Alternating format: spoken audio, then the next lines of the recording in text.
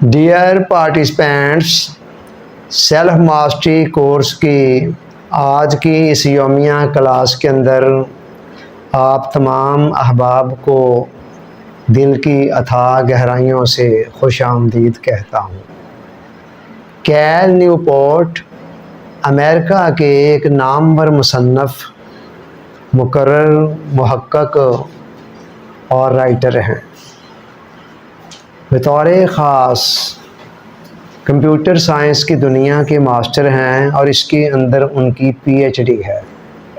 इस शख्स ने अपनी ज़िंदगी का काफ़ी हिस्सा इस नुक्ते पर सोच विचार में सर्फ किया कि आज के इंसान के पास इल्म भी ज़्यादा है, वसाइल भी ज़्यादा हैं, टेक्नोलॉजी भी ज़्यादा है, सहूलतें ज़्यादा हैं, इसके बावजूद वो अपनी सलाहियतों को सही तरीके से इस्तेमाल क्यों नहीं कर पा रहा।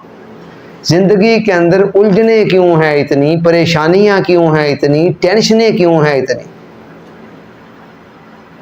तवील अरसा तक सोच विचार के बाद उसकी एक किताब मार्ज़ वजूद में आती है जिसका नाम है डीप वर्क। डीप वर्क यानी गहरा काम, गहराई वाला काम। और आगे फिर उसके ज़ैली टॉपिक के तौर पर लिखा हुआ है ruled for focused success in a distracted world.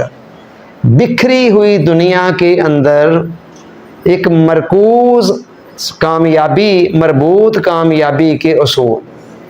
ये किताब इस सवाल का जवाब देती है कि आज का इंसान इतनी उलझनों में क्यों है। उनका ये कहना है, कैल न्यूपोर्ट का ये मानना है, उसका ये कहना है कि आज के इंसान का असल अलमिया ये है कि हमारे चारों तरफ बहुत ज़्यादा शोर है और कई किस्म की इत्तलाआत की बम्बार्डमेंट हर वक्त हमारे जहन में हो रही है। रंग बिरंगी इत्तलाआत मुख्तलिफ सोर्सेज से आ रही हैं। इसके अलावा इंसान की जेब में मोबाइल होता है, 2-2, 4-4, 5-5 मिनटों के बाद कोई ना कोई नोटिफिकेशन आ रहा है, कभी कोई कॉल आ गई, कभी कोई मैसेज आ गया, कभी कुछ। ये सारी चीज़ें चलते चलते वो कहता है इंसान की जो तवज्जो है ना उसको बखेर देती हैं और यहीं से ज़िंदगी के बेशतर मसाइल जन्म ले रहे हैं। और ये बात यकीन करें कि मैं तो वैसे माइंड साइंस का एक तालिब इल्म हूँ, दीन का तालिब इल्म हूँ, मुझे पता है कि बिखरी हुई तवज्जो ज़िंदगी के अंदर क्या क्या मसाइल पैदा करती है। और तवज्जो जब यकसू होना शुरू होती है तो फिर ज़िंदगी के अंदर कैसे कैसे कमालात ज़ाहिर होते हैं। ज़हन के सारे सुकून और कमालात तवज्जो के मरकूज़ होने पर हैं कि तवज्जो एक नुक्ते पर आ जाए, उसमें ठहराव आ जाए। और जितनी ज़्यादा तवज्जो बिखरती चली जाती है उतनी ही याददाश्त भी कमज़ोर, उतनी ही परेशानियाँ, उतनी ही उलझने, उतनी ही ओवर थिंकिंग, उतना डिप्रेशन, उतना स्ट्रेस, उतनी एंग्जाइटी वगैरह वगैरह।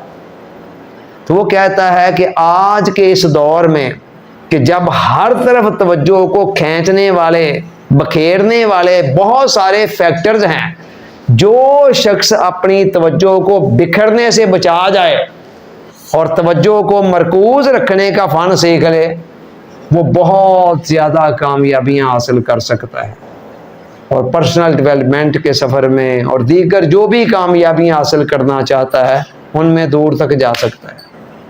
चुनांचे इस किताब का ये कहना है, ये हमें सिखाती है कि अगर आप सारा दिन भी बिजी रहे हैं तो ये कतई ज़रूरी नहीं है कि आप कोई बहुत बड़े प्रोडक्टिव भी बन गए हों।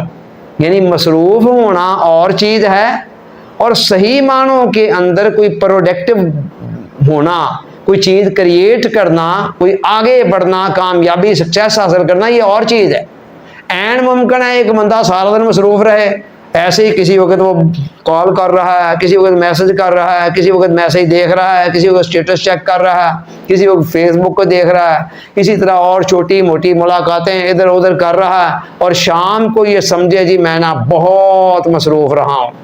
लेकिन हकीकत के अंदर उसे देखना चाहिए کہ آج کے دن کے اندر اس کی تمام تر مصروفیات نے اس کے علم میں کتنا اضافہ کر دیا، اس کی مہارت میں کتنا اضافہ کیا، اس کو زندگی کا جو مقصد ہے اس کے اندر کتنا اس کے قریب کر دیا، وغیرہ وغیرہ۔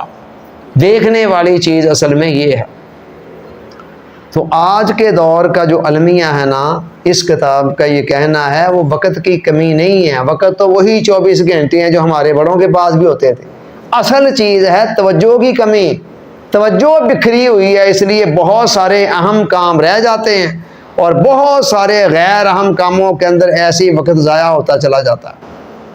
آپ کو یاد ہوگا کہ ہم اس سے پہلے 9 کتابیں اب تک ڈسکس کر چکے ہیں بک سمری سیریز کے اندر، آج یہ 10ویں کتاب ہے۔ ان 10 کتابوں کو اگر کوئی سمجھ لے، ٹوٹل 15 منٹ کے لیکچر ہیں، زندگی کی پتہ نہیں کتنی الجھنیں حل ہو جائیں، کتنی ناکامیوں کے اسباب کا آپ کو پتہ چل جائے جن کا آج تک پتہ نہیں چل سکا ہے، آپ کو اپنے ویک پوائنٹس کا پتہ چل جائے، کون سی چیزیں ہیں جو آپ کی کامیابی کی راہ میں رکاوٹ بنی ہوئی۔ تو یہ 10 کتابوں کے اندر زندگی کی بہت ساری وزڈم ہے جو آ گئی، اور پھر قرآن و حدیث کی روشنی میں، اسلامک وزڈم کی روشنی میں۔ اچھا، بطور خاص میں نے بتایا تھا کہ پچھلی 3 کتابیں جو ہیں وہ، اور یہ چوتھی کتاب، یہ تو باقاعدہ مل کر ایک چین بن رہی ہے پوری۔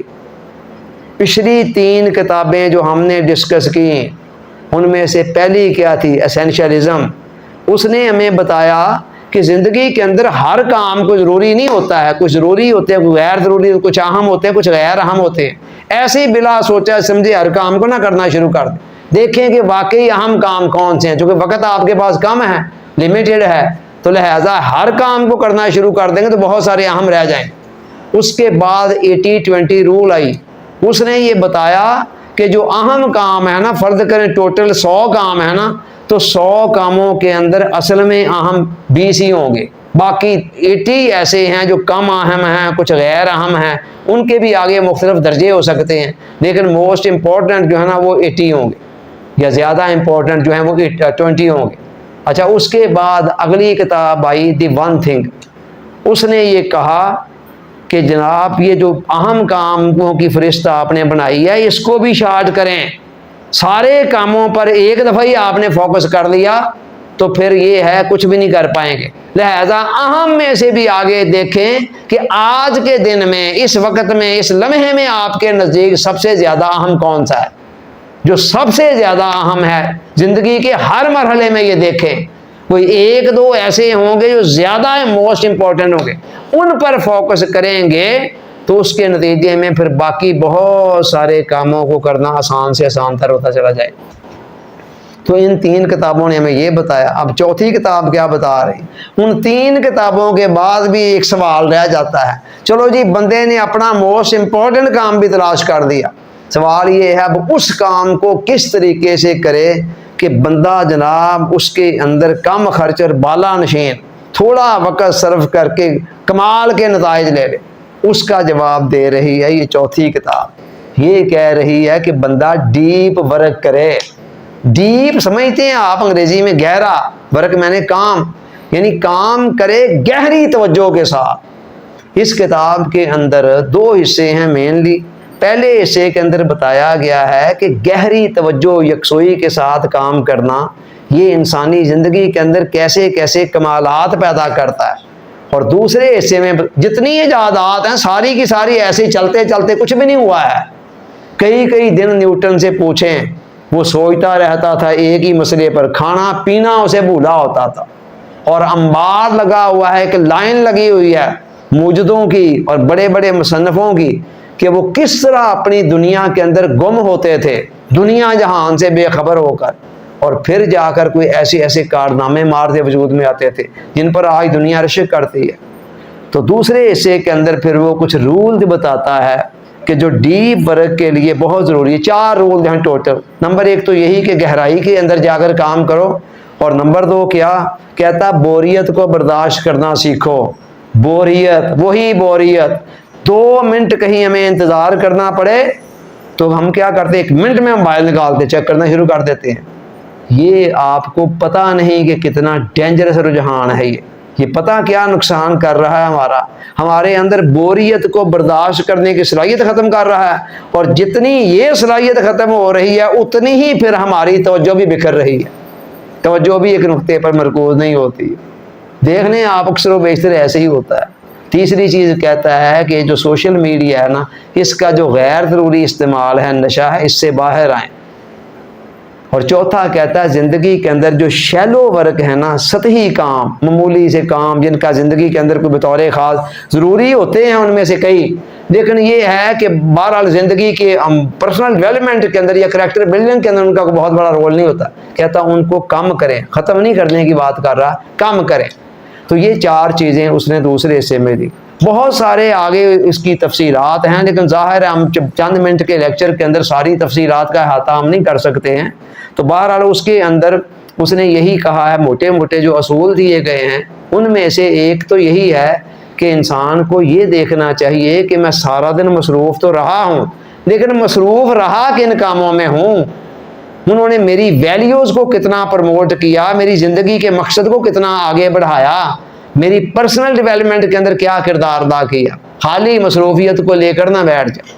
اور دوسری چیز اس نے یہ کہی ہے کہ ڈیپ ورک کا مطلب یہ نہیں ہے کہ آپ نے ہر کام گہری توجہ سے کرنا ہے، کاموں کی بھی آگے کئی قسمیں ہیں۔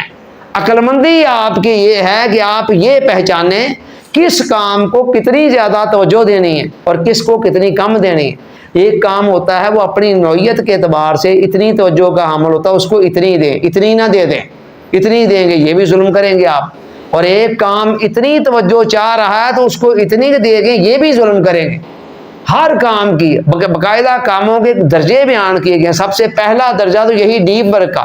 اس ڈیپ ورک کے اندر کیا آتا ہے؟ آپ نے کتاب کوئی لکھنی ہے، آپ نے کوئی لیکچر تیار کرنا ہے، آپ نے کوئی تحقیق کرنی ہے، ریسرچ کرنی ہے، کسی الجھے ہوئے مسئلے کو سلجھانا ہے، اس کے لیے ظاہر ہے آپ کو دنیا و مافیا سے جتنا آپ بے نیاز ہو کر اپنی یکسوئی کو وہاں پر فوکس کر دیں گے اتنے ہی آپ کامیاب ہو جائیں گے، لیکن سارے کام زندگی میں اس لیول کے نہیں ہوتے ہیں۔ دوسرا درجہ پھر اس سے نیچے آتا ہے فوکسڈ ورک۔